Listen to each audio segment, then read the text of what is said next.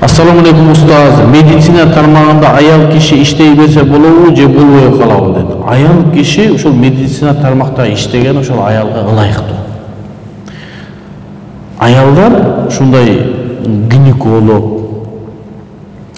анан акушер деген кесиптерди аялдар көбүрөөк окуш керек. Гинеколог деген аялдардын байланыштуу маселелерди карайт.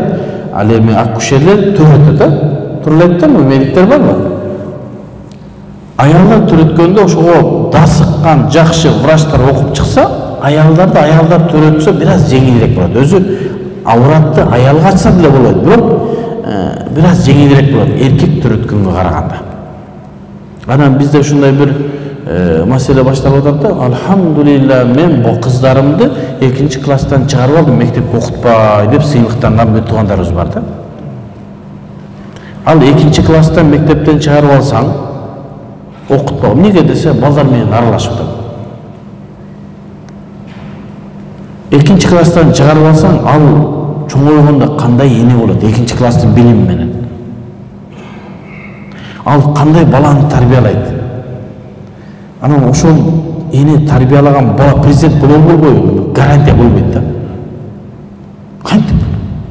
Себеби эртең менен эркек эшикке чыгып кетет экен үй бүлөнү багыш үчүн. Үйдө бала менен эне калат. Бала мектептен келди, 3-класстын математикасын үй тапшырма берген, апасы экөө чыгарат. Анан 2-класстын билими менен ал баласын немелерин кантип кылып берет? Кыла албайт. Эмнеге муну айтып атам?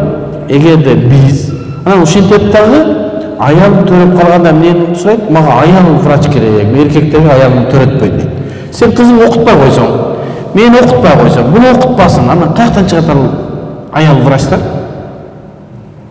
Ошон үчүн аялдар ошол аялдарга байланыштуу медициналык илимдерди окуса, жакшы болот, жеңилирээк болот. Аялдар төрөтсүн, аялдар операция кылсын, сонун бул. Сонун. Ошон үчүн аялдарды медициналык жакка берсе болот, иншалла, ошол жактан илим алса болот. Өтө жакшы.